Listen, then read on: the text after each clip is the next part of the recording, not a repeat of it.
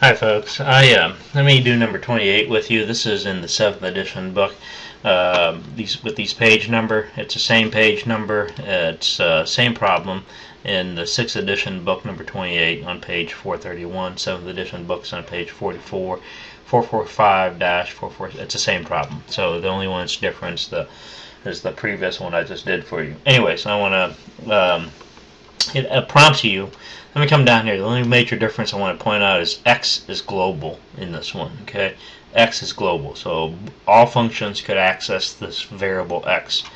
Your function prototype, if you look at it, make sure you understand is the ampersand. If you notice here, there isn't a formal parameter.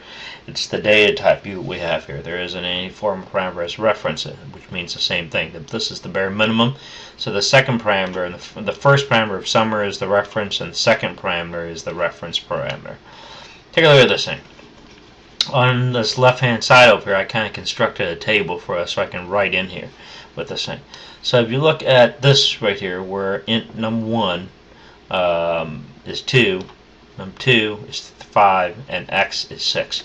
So let me go ahead and fill in this chart here. When I call the number, when I call the function summer, I'm going to pass in num1, num2 over here.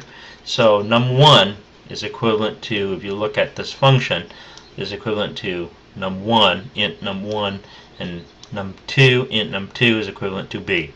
So I've set up over here in our little pad over here that I want you to be able to write and see the things that we're about to do in here with it. So inside of this thing, if you look at in num1, the first thing we're going to set is all this 1. It's going to come across as 1.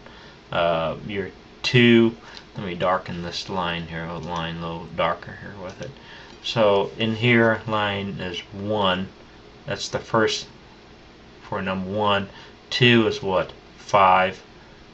And 6 over here, okay, goes to in x. So let's take a look at this thing down here. This is your summer. You're calling your summer. B plus 6 equals int num1. Okay, so B is what? B is your 5. 5 plus 12 equals 17. Correct? 5 plus 12 equals 17. That equals your num1. And you look at your num1 over here, so I'm going to just cross that out. That becomes your 17 over here. Okay. Now, hang on. Let me check this out. I've got something really quick. It doesn't look right. My apology.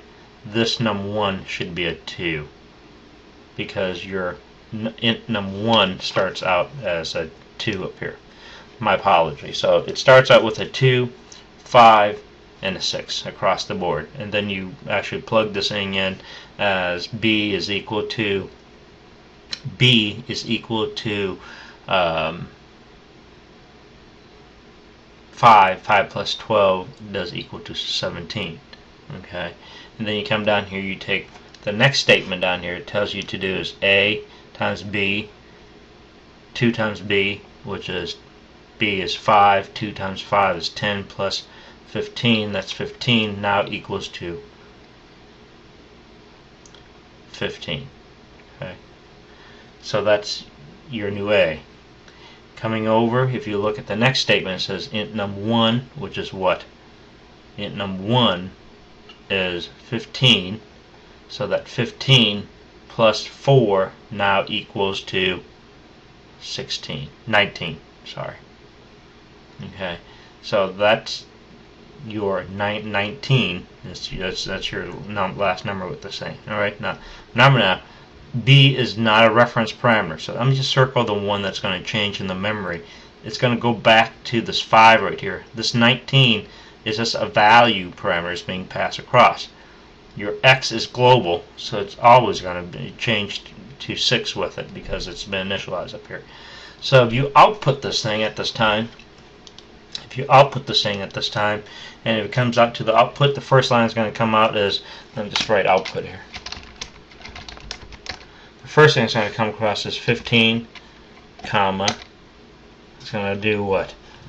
Your space and it 2. So it's going to do what? your first number is going to come out as 15. My number locked. Where's my number locked? 15, comma, int num2, okay, and my x. This is what I'm looking at right here. So my num2 is going to come across as what? Num2 is what? 5. I have a space in here. And then my last number, x, is this. Okay?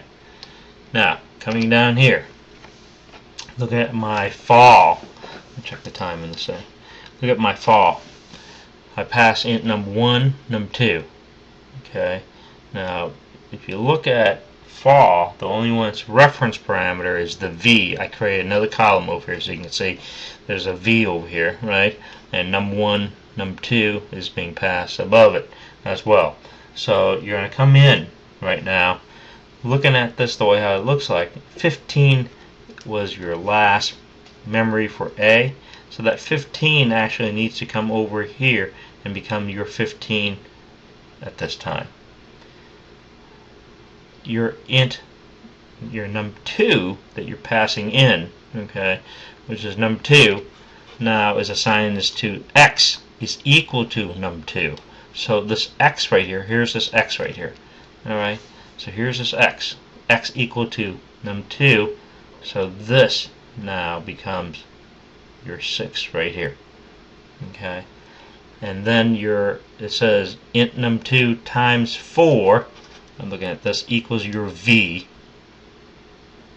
Okay, equals your v. Int num2, which is what?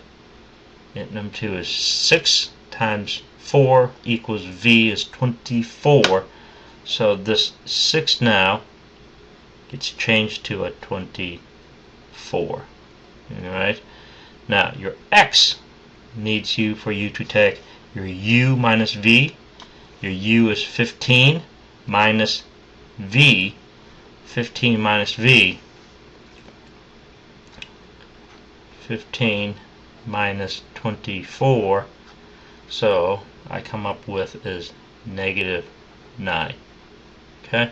So this right here is your new value for your x, for your v, and this is the last one's going to be for your 15 right here. So if you output this thing,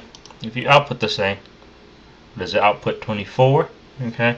Or does it output coming back to your with it as well? So if you look at this output, it's going to output the next line, your 15, comma, 24, comma, negative 9. Okay? So that's the answer for number 28 right there. Okay? That's your output. Alright, very well.